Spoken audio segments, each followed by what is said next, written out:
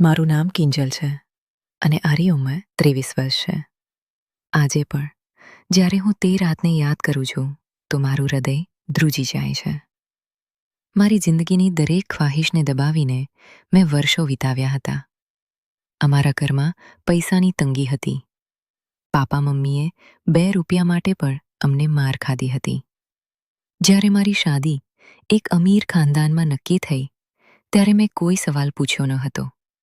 મને ફક્ત એક જ ખુશી હતી કે હવે હું આ ગરીબીની જેલમાંથી નીકળીને મહેલમાં જઈશ, જ્યાં નોકર ચાકર મારી સેવા કરશે.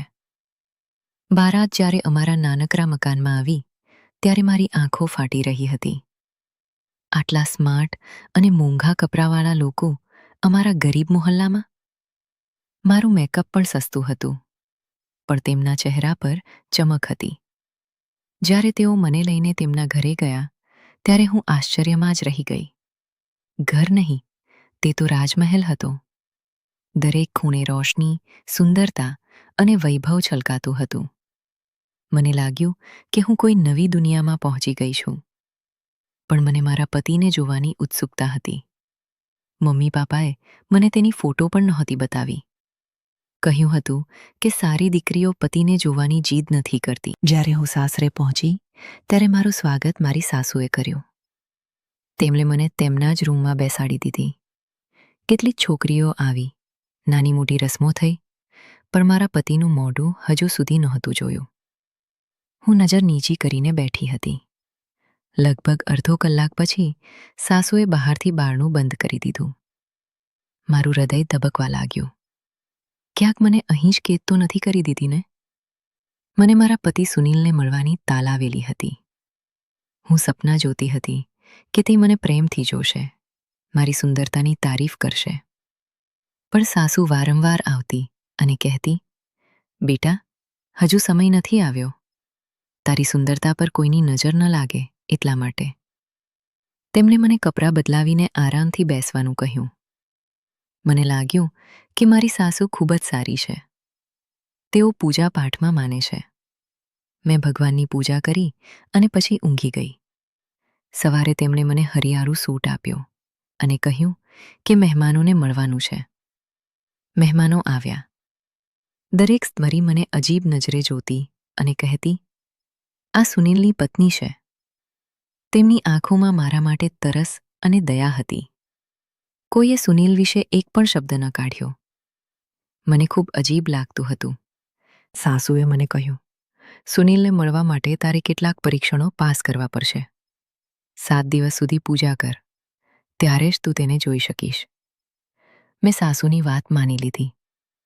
હું દિવસમાં 5 વાર પૂજા કરવા લાગી. પણ રાત્રે તેમણે મને ખજૂર, દૂધ, ખીર કે જ્યુસ આપતા અને હું તરત જ ઊંઘી જતી. ઊંઘમાં મને લાગતું કે કોઈ મારી નજીક છે, મને સ્પર્શ કરે છે. મારું હૃદય ડરથી ધબકતું.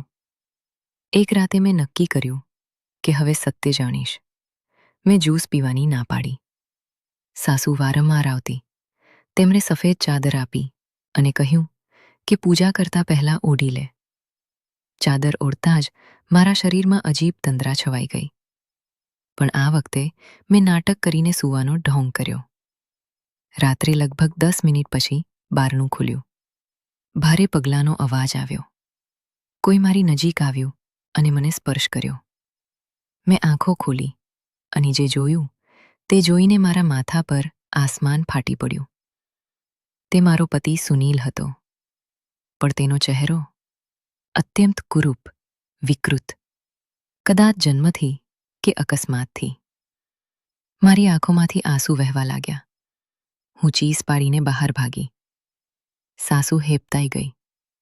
મેં તેમને કહ્યું, તમે મારી સાથે આવો મોટો ધોખો કર્યો, મારા સપનાઓને તોડી નાખ્યા. સાસુએ મારા હાથ પકડીને કહ્યું, બેટા, તું ગર્ભવતી છે. અમે તારી તપાસ કરાવી હતી. અમને વારસ જોઈએ છે. મારા પગ નીચેથી ધરતી સરકી ગઈ. હું મારા માતા પિતાને ઘેર ભાગી ગઈ. ત્યાં મમ્મીએ કહ્યું, અમને ખબર હતી, પણ અમે ગરીબીમાં મજબૂર હતા. મારી બહેન પણ ત્યાં આવી. તેના પતિ તેને મારતો હતો. રાત્રે હું સૂતી ત્યારે બધું યાદ આવ્યું. સુનિલનો કુરૂપ ચહેરો, માતા પિતાની મજબૂરી, સાસુની ઔલાદની તલબ. મને સમજાયું કે તેઓ બધા મજબૂર હતા. ગરીબ દીકરીઓ માટે સારા રિશ્તા મુશ્કેલ હોય છે. સુનિલે મને કહ્યું હતું કે તેની સુંદરતા છુપાવી રાખો, કોઈ રહેવા ન આવે. મેં નક્કી કર્યું કે હું પાછી જઈશ. સાસરે પહોંચી ત્યારે સુનિલ માથું નીચું કરીને ઊભો હતો. તેને કહ્યું, મને માફ કરી દે કિંજલ, હું દિલથી સારો છું. તું જે કહેશે તે કરીશ. સાસુએ પણ માફી માંગી. મેં તેમને માફ કરી દીધા, કારણ કે પ્રેમ સુંદરતાથી નહીં, હૃદયથી થાય છે. આજે અમે ખુશ છીએ. સુનિલ મારી દરેક ખ્વાહિશ પૂરી કરે છે. અમારા ઘરમાં હવે હાસ્ય છે, પ્રેમ છે. મને સમજાયું કે સાચી સુખ અને સમજણમાં છે. જો તમને આ વાર્તા ગમી હોય તો તમારા જીવનમાં પણ મજબૂરીઓને સમજીને આગળ વધો. પ્રેમ અને વિશ્વાસ સાથે દરેક મુશ્કેલીને જીતી શકાય છે. તમારી વાર્તા પણ કોમેન્ટમાં શેર કરો. લાઇક અને સબસ્ક્રાઇબ કરવાનું ન ભૂલશો. રાધે રાધે.